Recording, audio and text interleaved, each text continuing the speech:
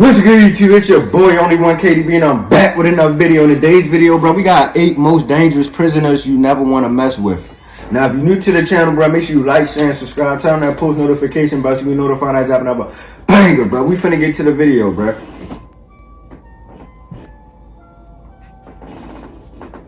God, bro, stop. The world's a scary place filled with many scary people, some of which you don't want to cross paths. Which is why today we're gonna look at 8 of the most dangerous prisoners you never want to mess with. Bro, they got John Wayne Gacy, the killer clown. Oh, I heard of him, bro. John was a successful business owner and family man who was very well liked in his community. John Wayne. He had a deep, dark attraction to killing people, often described it as the ultimate thrill. John would dress up as a clown to perform at children's hospitals and charitable events. But he would then lure young men to his ranch and trick them into being confined in handcuffs, under the impression that John was crazy. Show them a magic trick. It was there where he would commit heinous acts to his victims, then murder them. In the span of 6 years, he killed at least 33 men. 26 of his victims were found buried in his crawl space, 4 of them dumped in the river, and 3 of them buried somewhere else on his property. However, in 1978, he was finally caught and spent 14 years on death row, not regretting a single thing, and his final words were, "Kiss my ass." Next, Harold Shipman, aka that nigga was crazy. Death. Harold was a well-liked family doctor with a very disturbing secret. He pretty much had an addiction to murdering his patients. How many, you ask? Well, the number is over 250.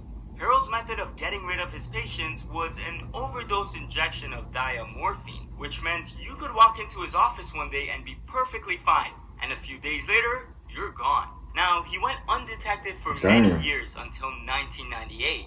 That was when a mortuary worker noticed some red flags going up. There happened to be a high number of cremation requests coming from Harold, about 10 times more than the average doctor. So, detectives were called to investigate the situation.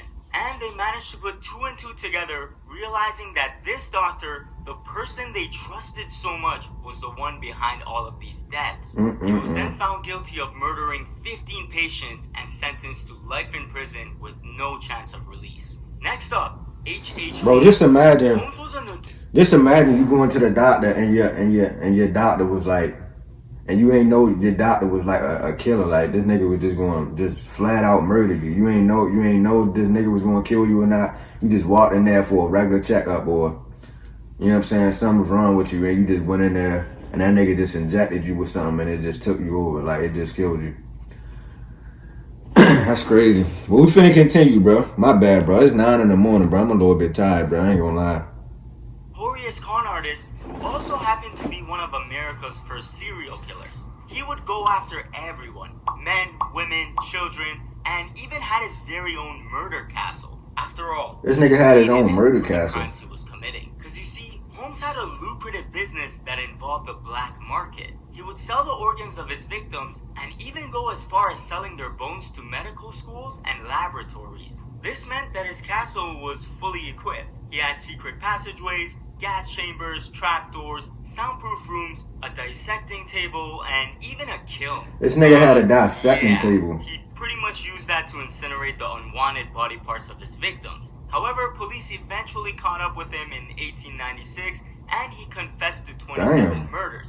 He was then convicted and given the death penalty. Up next, Paul John Knowles. Paul was dubbed the Casanova of serial killers because of his good looks and charming personality. However, when he was 19, he had a run-in with the law for kidnapping a police officer. This nigga is this nigga a menace. And right after he this nigga kidnapped a police officer. Broke up with him, pretty much causing an evil villain to be born. That very same night of his breakup, he went out and killed 3 people. Paul ended up getting locked up again, but somehow managed to pick the lock of his jail cell and escape. He then went on a murderous rampage, killing men, women, children, the elderly. He was after everyone. However, Paul got captured and ended up admitting to the murders of 35 people. He took the police to the crime scene, where he tried to escape again, but this time he was shot dead. Next, Joseph Michael Swangle, the Angel of Death. Swangle had a fascination with 2 things: death and poison. Early on, he got an internship job at Ohio's medical facility, and for some reason, the patients around him mysteriously started dying. This continued happening until one day a nurse caught him injecting a strange medicine into a patient who later became very ill. They ran a small investigation on Swango, but didn't do a thorough enough job. A while later, he was kicked out of that facility, but not because he was caught killing people. It was because of his sloppy performance. Swango then returned to Illinois, where he got another job working for an ambulance company. As time went on, his co-workers and everyone around him started getting sick, until he was finally caught putting ant poison in their food. Anytime bro, this suspicion around nigga him is grew, crazy, he bro. would leave the city, change his identity, Ant and poisoning? get a job elsewhere. To the point where America wasn't an option for his murderous practices. So he escaped to Africa, and after taking a few lives there and moving from one place to another, he wanted to sink his poison into Saudi Arabia by getting a new job there. And this is where he finally got caught. All thanks to a layover he had in Chicago, because by that time, the FBI was all over him. Up next, Pedro Rodrigo Filho, one of Brazil's most How did he let him get on the serial plane? killers. Now, this one's a more fascinating case, because this guy would only come after you if you were a criminal or a wrongdoer. He committed his first murder at the age of 14, shooting the deputy mayor of his hometown for firing his father for petty theft. A month later, he killed the guard who was believed to be the real thief in which his father was framed for. And after those murders, Pedro fled to another part of the country where he continued his killing spree, going after gang members, drug dealers, and thieves. But it doesn't stop there, because a few years later, Pedro's father murders his mother. So he pays his father a visit in jail and stabs him 22 times. In 1973, he was arrested and sentenced to 126 years in prison. However, he continued his rampage behind bars, murdering 47 inmates. A man that only murders bad people.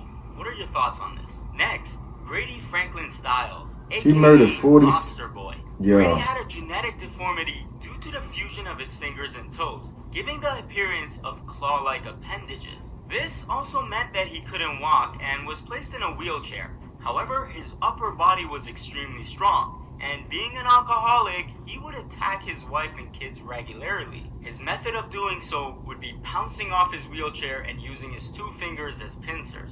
He would claw, poke, jab, and headbutt them. Progressively becoming more evil, he took things to another level when he shot and killed his daughter's fiancé on the eve of their wedding. Now, because prisons weren't equipped for his disability, he finessed his jail time and served his sentence at home. And guess what?